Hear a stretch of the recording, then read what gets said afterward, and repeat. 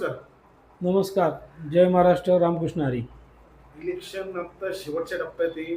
आज तर थोड्या वेळात आता प्रचार यंत्रणा पूर्णतः बंद होतील. ह्या निवडणुकीत आपण स्वतः उमेदवार आहात. काय सांगाल, कशा पद्धतीने आपण जनतेसमोर चालले? जनतेचा काय प्रतिसाद येतोय? खरं तर जनतेचा खूप चांगला प्रतिसाद आहे. आजही फार मोठी सभा माननीय उपमुख्यमंत्री शिंदेसाहेबांची आपल्या ओतूर येथे झाली. जेथे शरददादांची विजयी सभा झाली होती, त्याच जागेवर योगायोग बघा, त्याच जागेवर आज ही झेडपीच्या सांगता सभा शिंदेसाहेबांची झाली. त्याच्यामुळे जिल्हा परिषदेचे 8ही उमेदवार, पंचायत समितीचे 16च्या 16 उमेदवार विजयी होतील याची मला खात्री आहे. उत्स्फूर्त असा प्रतिसाद. काल पण आम्ही एक छोटीशी प्रचार रॅली काढली होती. छोटीशी का म्हणतोय, तिला प्रत्येक गावात जोडत गेलं. ते शेवटच्या ठिकाणी ती रॅलीचं एवढं भव्य स्वरूप झालं की आम्हाला विश्वास पटेल. आम्हालाच आमच्यावर विश्वास बसत नव्हता की एवढी भव्य रॅली आपण एक छोट्या स्वरूपात आयोजित केली होती, ती एवढी भव्य झाली. दादा, आता निवडणुकीला उभे आहात आपण. काय व्हिजन घेऊन आपण जनतेसमोर चाललात? व्हिजन म्हणण्यापेक्षा लोकांना रोजच्या गरजेचं काय पाहिजे. व्हिजन असं म्हणजे काय रॉकेट सायन्स नाही आहे. तर बघा, मला तर वाटतं मी महाराष्ट्रातला एकमेव उमेदवार असेल, मोठेपणा नाही सांगत, परंतु प्रत्येक उमेदवाराने हे केलं पाहिजे असं माझं मत आहे. मी वडज ग्रामपंचायतची निवडणूक त्यावेळेस गेली 5 वर्षापूर्वी लढवली. लोकांना काय सांगितलं, वडजमध्ये तुम्हाला काय देणार आहे मी, जे तुमच्याकडे नाही आहे ते मी तुम्हाला देणार. तुमचे पाणंद रस्ते देणार, तुमची गटर व्यवस्था देणार, जलजीवन योजना त्यावेळेस नुकतीच उदयास आली होती, जलजीवन योजना देणार, किंवा light DP, street light, solar lamp, हे छोट्याशा गोष्टी. लोकांना तुमच्या घरात किराणा भरून नको आहे, पण जी जीवनासाठी आवश्यक आहे, इन्फ्रास्ट्रक्चर आहे, तेच लोकांना पाहिजे. मी वडदचं काही विजन आहे ते पारुंड्यामध्ये राबवून चालेल का? नाही. पारुंड्याच्या समस्या वेगळ्या असणार आहेत. मी काय केलं, एक छोटासा विचार केला. ह्या ज्या वचननामा जाहीरनामा आपण हे करतो, हा वचननामा मला तरी वाटतं कोणता उमेदवार स्वतः तरी वाचत असेल का? आपण लोकांना काय वचन देतोय, काय आहे?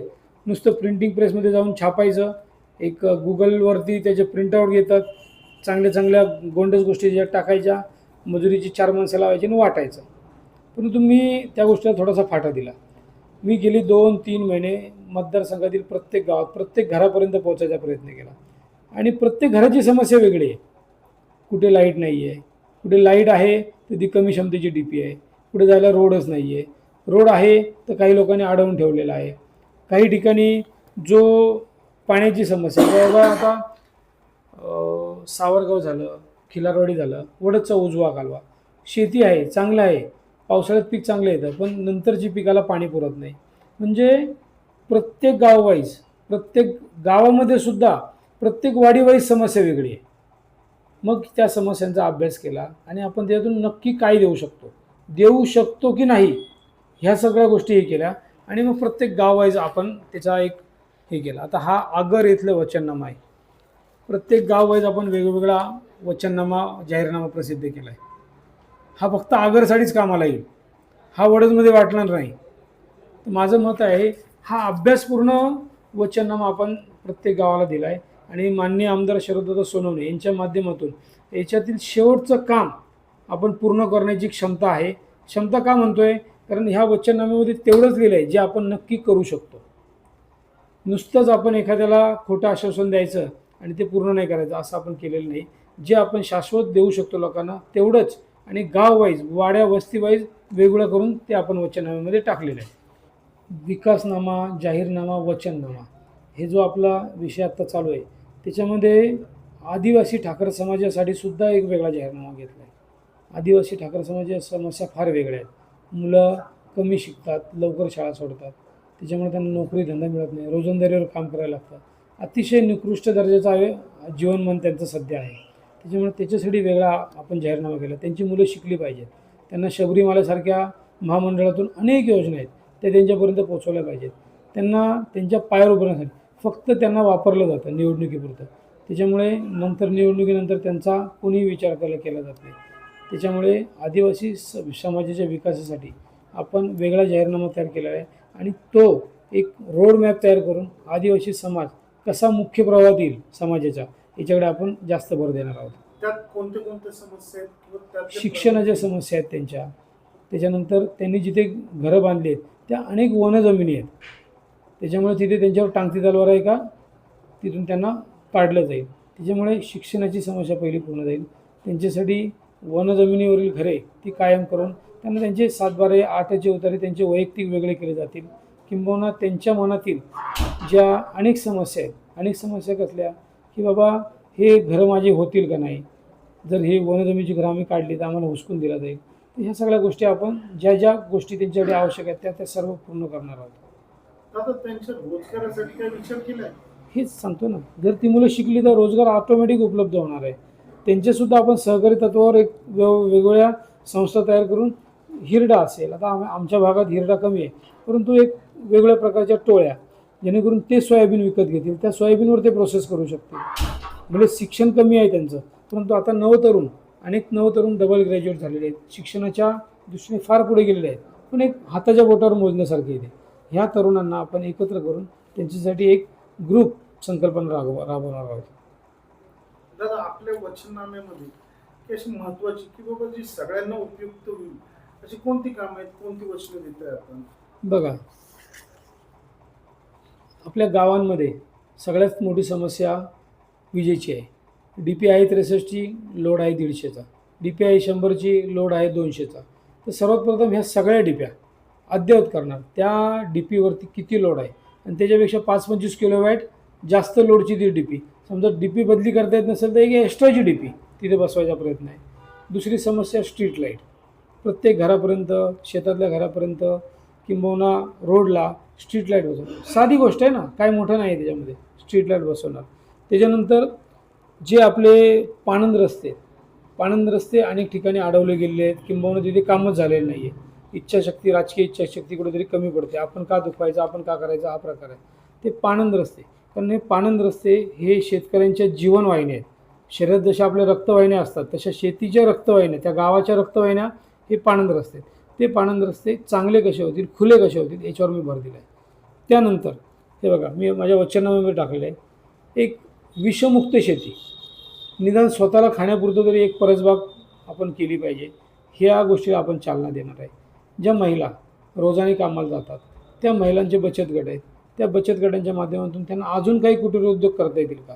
हे का तर प्रत्येक महिलेला रोजाने शेतात खुरपायला जाणं, कांदा लावायला जाणं शक्य नाही आहे आरोग्याच्या दृष्टीने, किंवा मग काही लोकांना शेतातलं कामच जमत, जडिपाचं काम नाही जमत. मग अशा लोकांसाठी काहीतरी कुटीर उद्योग पाहिजे. आपला तरुण शेतकरी नवीन कल्पना हे करतो आहे, अंगीकारतो आहे आणि त्या कल्पनेमधून चांगला असा पिकाचा उत्पन्न त्यांना मिळतं आहे. परंतु त्या पिकाला भाव नसतो. तो भाव नसल्यावर काय करायचं पिकाचा? शेतकरी नाराज होतो. म्हणतो ना आपण, उमेद असते, काम करायची धडपड असते, काम करतो, उत्पन्न पण घेतो, पण शेवटी त्या उत्पन्नाला भाव भेटत नाही, निराश होतो. त्यासाठी ते उत्पन्न आपल्याला कसं साठवून देता येईल त्याच्यासाठी आपल्याला काय करायला लागेल तर शीतगृह, फुलांची शीतगृह, वेगवेगळ्या फळांची शीतगृह, किंबहुना आपण वाई पाचगणीसारख्या ठिकाणी गेलो तर इथे हळदीची शीतगृह आहेत. तर आपल्या भागात काय माल पिकतो आहे आणि त्यासाठी आपल्याला काय करता येईल, साठवणूक क्षमता कशी करता येईल, किंबहुना ते जर माल साठवला गेला तर त्या शेतकऱ्याला बाजारभावासाठी निश्चित वाट बघता येईल, त्या गोष्टीची वाट बघता येईल आणि चांगला बाजारभाव झाला तर विकता येईल. त्याच्यानंतर काही वेळेस काय होतं, आपण कांदा पिकवतो, खूप मोठा चांगला पीक येतं, सगळाच कांदा खाल्ला जात नाही. त्याच्यावर काहीतरी आपण कोणाला तरी व्यापाऱ्यांना विकतो, व्यापारी तो प्रक्रिया उद्योगांना विकतो, प्रक्रिया उद्योग त्याच्यावर प्रक्रिया करून खूप मोठा असा नफा मिळवतात. मग तोच नफा माझा शेतकरी का नाही मिळवत? मग सहकारी तत्वावर सोयाबीन प्रोसेसिंग युनिट असेल, कांदा प्रोसेसिंग युनिट असेल, फुलांपासून इसेन्स बनवायचं काही युनिट असेल, असे जे फिनिश प्रोडक्ट म्हणतो, फिनिश प्रोडक्ट म्हणजे शेवटचं विकलं जाणारं प्रोडक्ट, फिनिश प्रोडक्ट कसं आपल्याला तयार करता येईल शेतकऱ्यांच्याच माध्यमातून. भले एका गावातले शेतकरी नाही तर 5-6 गाव म्हणून एक छोटासा प्रोजेक्ट, 5-25 लाखाचा 50 लाखाचा प्रोजेक्ट टाकून त्याच्यातून त्यांना आपल्याला कसं स्वतःचं आर्थिक उन्नती साधता येईल ह्याकडे माझा भर राहणार आहे. महिलांसाठी बचत गटाच्या माध्यमातून अनेक महिला कार्यरत आहेत. त्या बचत गटांना कुठेतरी बसण्यासाठी हक्काचं ऑफिस पाहिजे. त्या महिला ग्रामसंघांना, बचत गटांना प्रत्येक गावात म्हणजे 6 बचत गट असतील, 10 असतील, 22 असतील का 5 असतील, त्यांना एक अद्याप स्वतःचं असं ऑफिस उभं करेल. मी वचनामध्ये सगळं टाकलेलं आहे. तर असे आणि जो रोजगाराचा मुख्य मुद्दा आहे, आई वडील आपल्या मुलाबाळांना स्वतःच्या पोटाला चिमटा काढून शिकवतात.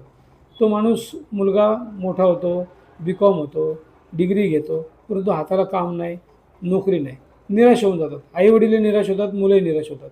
तर विविध रोजगार मेळावे ही थीम आपण जशी भोसरी विधानसभेमध्ये किंबहुना चाकणसारख्या MIDCमध्ये आपण रोजगार मेळावे घेऊ की आपल्या विभागातल्या मुलांना तिथे कसा कामधंदा मिळेल. निदान ह्या रोजगार मेळाव्यांच्या माध्यमातून 5-25 मुलं जरी एका रोजगार मेळाव्यातून कामाला लागली तरी ते रोजगार मेळाव्याचे ते यश आपल्याला म्हणता येईल. आईवडिलांच्या चेहऱ्यावर हास्य फुलेल, त्या मुलाला कुठेतरी योग्य दिशेच्या जे जीवनाला भेटेल. आत्ता मध्यंतरी आपण एक प्रशिक्षण शिबिर घेतलं होतं पोलीस भरतीसाठीचं. तुम्ही मला तर वाटतं त्यावेळेस मी स्वतः होतात तुम्ही. तर आपल्या मुलांना पोलीस भरतीमध्ये काय अडथळे येतात, म्हणजे आपण म्हणतो ना चाचणी परीक्षा, सराव परीक्षा, मोठा प्रतिसाद भेटला. 750 विद्यार्थी आले. अशा माध्यमातून ज्या काही गोष्टी समाजाच्या दृष्टीच्या आड गेलेल्या आहेत परंतु त्या फार महत्त्वाच्या आहेत, अशा गोष्टी आपण हुडकून काढू आणि त्या गोष्टींवर भर देऊ, जेणेकरून आपल्या मुलांना रोजगार मिळेल, त्यांचं घर चांगलं चालेल, आईवडिलांना सुख समाधान मिळेल. तर थोडंसं थांबवतो. एक मागील काळात आपला जो गट आहे कुसूर सावरगाव, याच्यात ज्या शासनाकडून स्कीम येतात, शेळी पालन येतं, गायांची गोठी येतात, शबरीमाला भरपूर अशा गोष्टी येतात. असे काही कुठं दिसले का आपल्याला, काय जाणवलं? मी तेच म्हणतोय, हेच दुर्लक्षित प्रकार आपल्याला सगळ्यांच्या समाजासमोर आणायचे आहेत. एखाद्या बँकेत एखादं प्रकरण करायचं म्हटलं तर सामान्य शेतकऱ्याला ते दुरापास्त असतं. मग असे बाबा प्रशिक्षण शिबिर आहे किंवा अशी आपली एक स्वयंसेवी आपल्या गटात माहिती आहे का की असं भेटतं? हे सुरुवात पहिली मी तेच सांगतोय. पालिकांना माहिती. आपण एक असा ग्रुप तयार करणार आहोत की ही मुलं एक 8-10 लोक पगारी नोकर असणार, ते पगारी स्वयंसेवक नसणार, ते पगारी नोकर असणार. त्या गावात जाऊन त्या स्कीमची माहिती देतील किंवा त्यांना काही लोनचे फॉर्म असतील ते भरायला मदत करतील, आधार कार्डच्या अपडेट करण्यासाठी मदत करतील, पॅन कार्डमध्ये नाव चुकलं असेल, जन्मतारीख चुकली असेल त्यासाठी ते सगळे मदत करतील. जे काही सामान्य लोकांना शक्य नाही असे 8 ते 10 लोकांची टीम आपण तयार करणार, त्यांना पगार देणार, जेणेकरून ते माझं राजकीय पक्षाचं काम तर करतील, परंतु ज्या वेळेस हे राजकीय पक्षाचं काम नसेल, निवडणुका असतात 2 महिन्याच्या 1 महिन्याच्या, इतर वेळेस त्या मुलांनाही काम मिळेल आणि ती मुलं आमच्या माध्यमातून, आमच्या त्या ऑफिसच्या माध्यमातून लोकांपर्यंत पोहोचून त्यांच्या छोट्या अडचणी असतील किंवा मोठ्या अडचणी सोडवण्याचा प्रयत्न करतील, त्यांना मदत करतील. दादा, आपल्या गटात शिवनेरी किल्ला पण आहे, ब्रह्मनाथाचं मंदिर आहे, परत आपलं वडद कुलस्वामी देवस्थान आहे, भरपूर भाविक भरपूर भक्त इथे येत असतात. या पर्यटकांसाठी तरी काय आत्तापर्यंत काय झालं आणि आपण जर का निवडून आले तर आपण काय करणार? खरं तर आज शिंदेसाहेबांच्या भाषणात तुम्ही बारकाईने ऐकलं असेल, शिंदेसाहेबांनी सगळे नावं घेतली, ब्रह्मनाथ, रेणुका माता, वडस खंडोबा किंबहुना शिवनेरी महाराजांचं जन्मस्थान. सगळीकडे तालुकाच आपला पर्यटन झाला आहे. सगळीकडे पर्यटनासाठी येणाऱ्या पर्यटकांना उत्तम अशी व्यवस्था करून दिली आपण, की सरकारच्या माध्यमातून असेल किंवा खाजगी माध्यमातून, डेली स्टेच्या माध्यमातून त्या गोष्टींना चालना, त्या गोष्टींना आपण मदत केली, त्या गोष्टींना आपण त्यांना दिशा दाखवली, तर नक्कीच हे होईल. आणि हे सर्व काम निवडून आल्यानंतर आपण 100% करू. वडदमध्ये बोटिंगचा सुद्धा आमचा मानस आहे, चौपाटी करायची वडद आपल्याला, जेणेकरून परिसरातील लोक आपल्या चिल्यापिल्यांना, आजी आजोबा आपल्या नातवांना घेऊन तिथे येतील, बोटिंगचा आनंद घेतील, चौपाटीचा आनंद घेतील. मुंबईसारखी सिस्टम आपल्याला इथे राबवायची आहे. त्यामध्ये घोडागाडी असेल किंवा बग्ग्या असेल दुसऱ्या, हे सगळं आपण करणार आहोत. आणि निवडून आल्यानंतर 100% ह्या माध्यमातून आपण लोकांच्या मनोरंजनासाठी, लोकांना 2 रुपये कशी मिळावे पर्यटनाच्या माध्यमातून, हॉटेल व्यवसायांच्या माध्यमातून किंवा देवधर्माला येणाऱ्या लोकांसाठी गाड्या उपलब्ध होतात. कारण पर्यटन हा व्यवसाय असतो असा असेल की अनेक गोष्टी त्याच्यावर अवलंबून असतात. चहाच्या टपरीपासून ते शेवटच्या हॉटेल व्यावसायिक असेल किंवा गाड्या पुरवणाऱ्यांपर्यंत असेल, गाईड असेल, हे सगळ्या गोष्टींना तिथे आर्थिक उलाढाल मिळते आणि चालना मिळते. दादा, जर का त्या गटात एखादा जरी चक्कर मारली तरी तिथल्या समस्या दिसून येत आहेत. मग मागील काळात जे लोकप्रतिनिधी होऊन गेले त्यांना या समस्या दिसल्या नसतील? आता कसं असतं, एखाद्या गोष्टीकडे बघायची दृष्टी लागते असं माझं मत आहे. मी कुणावर टीका नाही करत आहे, मी माझ्यापर्यंत एखादी गोष्ट दिसली तर त्याच्यातलं आपण त्यासाठी काय करू शकतो ही थोडीशी विचारायची पद्धत असते. मला लहानपणापासून अधिक काटेकोर चालायचीच आहे. घरातसुद्धा माझ्या व्यवसायातसुद्धा प्रत्येक गोष्टीला जे गोष्ट अडचणीची आहे त्याच्यावर अडचणीवर कशी मात करता येईल किंवा त्याच्यासाठी आपल्याला काय करता येईल ह्या गोष्टीवर मी शोध घेत असतो. आणि इथेही तसंच झालं. 2014 19 शरददादांचा प्रचार करताना जिल्हा परिषद गटामध्ये अनेक चक्रे झाल्या. मला तर आता घरं पाठ झाली, लोकांची घरं पाठ झाली. एवढे आता ह्या माध्यमातून झेडपीच्या माध्यमातून तर फिरलो, परंतु शरददादांच्या प्रचार यंत्रणेसाठी सुद्धा खूप ठिकाणी फिरलेलं आहे. त्याच्यामुळे ह्या सगळ्या गोष्टी बघितल्या. माझं म्हणणं असं आहे की त्यांना दिसल्या असतील का नाही दिसल्या असतील, त्यांना ते बघायच्याच नसतील किंवा लक्षातही आले नसतील. परंतु हीच लोक, यांना जो जगण्याचा अधिकार आहे माणसाप्रमाणे, तोच अधिकार आपण हिरावून घेतो आहे. आपण जर इथे राहत असू, एखाद्या दुर्गम घरापर्यंत आपण जातो, तिथे लाईट नाही, तिथे जाण्यासाठी रोड नाही, तिथे पिण्यासाठी पाणी लांबून पाणी आणावं लागतं. जर आपलं कुटुंब इथे राहत असेल तर आपण तिथे कसं जगू शकू, किती अडचणी येतील, तिथे गेल्यानंतर ते जाणवतं. आणि ते ग्रॅब करून आपण ह्या सगळ्या गोष्टी केलेल्या आहेत. ह्या गोष्टी करण्यासाठी एक हळव्या मन म्हणतो ना आपण, बाबा ही सुद्धा माणसंच आहेत, यांनासुद्धा चांगल्या गोष्टी, चांगल्या जगण्याचा अधिकार आहे, हे थोडंसं जाणीव ठेवून आपण जर काम केलं तर या गोष्टी सहज साध्य होतील. आणि त्याच जाणीवेतून ह्या सगळ्या गोष्टी घडल्यात. आणि प्रत्येक गावासाठीचा वेगळा जाहीरनामा, वेगळ्या सुधारणेच्या नवीन कल्पना आपण पुढे आणल्यात. दादा, आत्ता आपण बोलले की मी टीका करत नाहीये कोणावर, पण आत्ता सध्या घटक फिरताना असं जाणवलं की आपल्यावर, तुमच्यावर स्वतःवर चौकून टीका होती. मग काय टार्गेट केल्यासारखं वाटतंय का? मला तर वाटतंय दगड आंब्याच्या झाडालाच मारले जातात, बाबळीच्या झाडाला नाही. आणि मला तर वाटतं टीका काय करतात हेच मला माहिती नाही, माझ्याकडनं काय चुकतं आहे. मी जे आहे ते ओपनली लोकांसमोर ठेवलेलं आहे. माझा व्यवसाय काय, मी कोणत्या घरातून पुढे आलो आहे, किंबहुना माझं फॅमिली बॅकग्राऊंड काय, सगळ्या गोष्टी. आता कोण काही टीका करत असेल त्याची ती टीका त्याला लखलाप, मला त्या टीकेशी काही घेणं देणं नाही. कुणाला जर टीका माझ्यावर अजूनही करायची असेल तर मी फुलं समजेल ती, आणि त्या फुलांचा वर्षाव माझ्यावर अजूनही करावा ही मी त्यांना आवाहन करतो. दादा, सदरच्या काळात ज्याला आपला छोटा भाऊ समजत होते, निलेश चव्हाण, हे पण अचानक पद्धतीने आपल्यापासून दुरून दुसऱ्या गटात सामील झाले. काय त्याचा परिणाम होईल? नाही, मला वाटत परिणाम होईल. लोक खूप हुशार आहेत, लोकांना माहिती आहे. आता तुम्ही म्हणतो समजत होतो, मी अजूनही त्याला लहान भाऊच समजतो आहे, तो काही वेगळा नाही आहे. परंतु एखाद्याची विचार आपण नाही बदलू शकत. मला एकच विचारायचं आहे, त्याच्यामध्ये निलेश असेल किंवा सामान्य जनता असेल, कालपर्यंत मी खूप चांगला होतो, कालपर्यंत खूप शरददादा चांगले होते, एका रात्रीत असं काय घडलं? किंबहुना आरक्षण पडल्यानंतरच आम्ही वाईट झालो का? तिथे जर महिला आरक्षण असतं तर आम्ही वाईट झालो असतो का? मला एकच प्रश्न विचारायचा. म्हणजे गेल्या वेळेस आपण तुमच्यासाठी दिवस रात्र एक केला, कोणत्याही गोष्टीची तमा नाही मिळाली. तन मन धनाने शरददादा असेल, मी असेल, सर्व वडसकर, आमचा पूर्ण ग्रुप त्यांच्या मागे उभं राहिला. ह्यावेळेसही त्याला म्हणत होतो, मी स्वतः म्हटलं, त्यांनी नाकारा होते, तू झेडपीला उभा राहा, मी परतही त्याच भूमिकेमध्ये तुमच्या मागे उभा राहतो. परंतु काय त्याच्या विचाराची दिशा भरकटली हे मला सांगता येत नाही. कोणाच्या विचारावर कोणाचं नियंत्रण नाही आहे. तो माझा छोटा भाऊच आहे. मी त्याला किंवा जनतेला आव्हान करतो की तुम्ही योग्य निर्णय घ्या. योग्य निर्णय घेतल्याने शेवटी भाषणं करणं किंबहुना आम्ही कसे चांगले आहोत हे पटवून देण्याचं आमचं काम आहे. योग्य निर्णय तुम्हाला घ्यायचा आहे. तुम्ही काय निर्णय घेता याच्यामध्ये तुमचं भविष्य दडलेलं आहे. मध्यंतरी 5 वर्ष शरददादा सोनवणे आमदार नव्हते. नुकसान कोणाचं झालं? तालुक्याचं झालं. मी आत्ताही तेच सांगतो, पंचायत समिती सदस्य शरददादांच्या विचाराचा, त्याच्यानंतर झेडपी सदस्य शरददादांच्या विचाराचा, हे जर कॉम्बिनेशन व्यवस्थित बसलं किंवा व्यवस्थित झालं तर विकासाची अनेक दालनं आपल्या ह्या झेडपी गटासाठी खुली होतील. किंबहुना कोणत्याही प्रकारचा एकमेकांचा श्रेयाची चढाओढ राहणार नाही.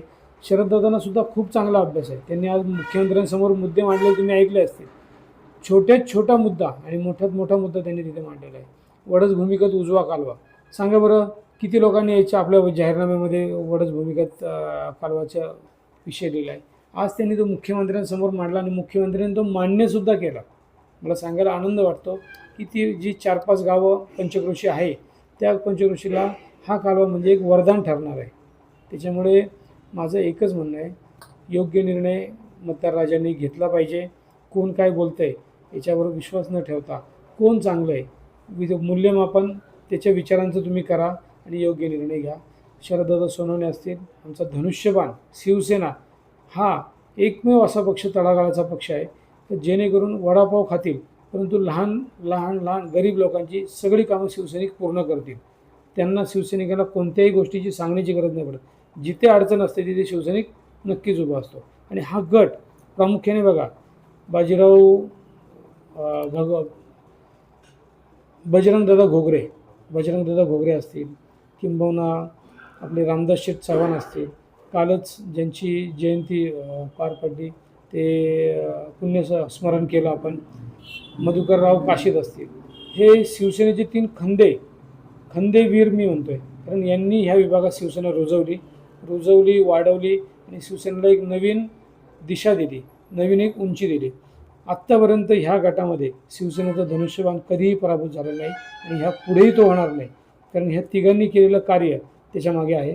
त्याच्यामुळे शिवसेनेचा धनुष्यबाण हा इथे खंबीरपणे उभा राहील आणि विजयी गुलाल घेऊनच पुढे जाईल. दादा, आता शेवटचा टप्पा चालू आहे. आपल्या गटात धनवर्षाही जोरात चालू आहे, हॉटेलांची पण मोठी चंगळ चालू आहे. काय सांगाल याबाबत? त्याबाबत बोलून मला नाही वाटत त्या विषयावर आपण काही बोललं पाहिजे. ज्याला जे पटतंय त्याला तो करतोय. तो शेवटी मतदाराजा खूप हुशार आहे. आपण विधानसभेला ह्या गोष्टीचा सगळा अनुभव घेतलेला आहे. आपण विधानसभेला बघितलं आहे, खूप धनवर्ष झाली, खूप काय वर्षाव झाला, हॉटेलांची चंगळ झाली, परंतु मतदार राजाने निर्णय घेतला आहे. मला एकच सांगायचं, मतदार राजाला गृहीत धरून मतदार राजा म्हणतोय आपण. इथे मतदार आपला शेतकरी आहे आणि शेतकरी तर राजांचा राजा आहे. मतदार राजा हा विकाऊ नसतो. लोक जर शेतकऱ्यांना, आमच्या ठाकर समाजाला एक दिवसाचे 500-1000 रुपये किंवा काही एक रोटी, एक चिकन मसाला देऊन गृहीत धरत असतील तर ते योग्य नाही. लोक खूप हुशार आहेत, आमच्या विभागातील लोक खूप हुशार आहेत. त्याच्यामुळे मतदार राजा हा विकला जाणार नाही, त्यांना कुणी गृहीत धरू नये. लोक योग्य निर्णय घेतील हा मला विश्वास आहे. दादा, शेवटचा एक प्रश्न, जनतेला काय आवाहन करणार? जनतेला आव्हान एकच करेल, शरददादा सोनवणेवर आमदार आहेत, मी झेडपी सदस्य, शरददादांचा सहकारी एक भाऊ म्हणून झालो, खाली पंचायत समिती सदस्य आमच्या विचाराचे झाले, जितेंद्रभाऊ ढोले असतील किंवा प्रकाशभाऊ गिरे असतील. तर ह्या विभागातल्या सर्व समस्या अगदी तातडीने मार्ग लागतील. वर्षभरात ह्या सगळ्या समस्या सोडवण्याचं मी आपल्या जनतेला, मतदार राजाला आश्वासन देतो आणि जनतेने योग्य निर्णय घ्यावा. किंबहुना कुलस्वामी खंडेरायाला स्मरून मी सांगतो, आत्तापर्यंत एकही रुपया भ्रष्टाचाराचा म्हणण्यापेक्षा वर कमायचा, जे मला माझ्या कष्टाच्या कमाईतून मिळतं आहे एवढ्याच 1 रुपयाला मी हात लावलेला आहे. कोणत्याही गोष्टीसाठी मी कुठेही निमताळा झालेलो नाही, होणार नाही. किंबहुना ह्या झेडपी गटाचा अधिक विकास करण्यासाठी मी बांधील राहील. एवढंच मी माझ्या कुलस्वामीला, माझ्या आईवडिलांना स्मरून सांगतो. आणि मतदार राजाने ह्या सगळ्या गोष्टींचा बारकाईने विचार करावा. ह्या 200-500 रुपयाने, 1000 रुपयाने आपल्याला विकत. आता मध्यंतरी एक व्हिडिओ व्हायरल झाली, तुम्ही बघितले असेल. बघा काय होतं आहे, आत्ता आपण पैसे घेतले तर उद्या ते तोंडावर काढले जातात. हा प्रकार फार म्हणजे मोठ्या प्रमाणात होतो, दादागिरी होते मतदारांना. तर मतदार राजाने हा सगळा विचार करावा आणि शांतपणे विचार करून कोण कामाचा माणूस आहे. आपल्याला हे 500 रुपये, 1000 रुपये महत्त्वाचे आहेत, तर पुढचे आपलं भविष्य महत्त्वाचं आहे. आपल्या घरापर्यंत येणारे रोड महत्त्वाचे आहेत, घरापर्यंत येणारे लाईट महत्त्वाचे आहेत, विजेच्या डिप्या महत्त्वाचे आहेत, प्रोसेसिंग युनिट महत्त्वाचे आहे. आपल्या जीवनात हे 500 रुपये महत्त्वाचे आहेत, 1000 रुपये महत्त्वाचे आहेत, तर होऊ घातलेला विकास महत्त्वाचा आहे. ह्या गोष्टीचा विचार करावा आणि स्वतःला, मतदार राजा माझा हुशारच आहे, मतदार राजाच आहे, तो ह्या बोलताना बळी पडणार नाही हा मला विश्वास आहे. दादा, एक थोडंसं राहिलं होतं, जर का आपण निवडून आले तर हे जे वचनं आपण दिलेली ती किती वेळात पूर्ण करणार? जर का नाही, मी निवडून येणारच आहे. मतदार राजाचा आशीर्वादाचा हात माझ्या डोक्यावर आहे, मी निवडून येणारच आहे. त्याच्यामुळे जर तर हा माझ्या मनात प्रश्न राहिलेला नाही. आणि ही सगळी जी तातडीची कामं आहेत ती पहिल्या वर्षात त्याचं वर्गीकरण होईल. परत त्याचा अभ्यास करायचा आपल्याला, वर्गीकरण होईल. कोणती कामं महत्त्वाची आहेत, अति महत्त्वाची आहेत, एका वेळेस सगळं कामं होणार नाही, बरोबर. जी जास्ती तातडीची आहेत ती कामं लवकर होतील, थोडीशी मध्यम तातडीची आहेत ती त्याच्यानंतर होतील, ह्या 2-3 वर्षामध्ये शरददादांच्या आमदारकीच्या काळामध्ये किंवा माझ्या 5 वर्षाच्या कारकिर्दीत पुढच्या 5 वर्षापर्यंत ही कामं सगळी पूर्ण झालेली असेल. मी तर तुम्हाला पहिल्या वर्षीचंच आश्वासन देतो, कारण वरती शिंदेसाहेबांचा लाडका आमदार म्हणून आपण शरददादांकडे बघतो. निधीची कोणत्याही गोष्टीची कमतरता आपल्याला पडणार नाही. त्याच्यामुळे ही लवकरात लवकर कामं झाली तर वर्ष, दीड वर्षात, 2 वर्षातच कामं पूर्ण होऊन जातील. दादा, आपल्याला पुढील निवडणुकीस हार्दिक शुभेच्छा. धन्यवाद. रामकृष्ण हरी. जय महाराष्ट्र.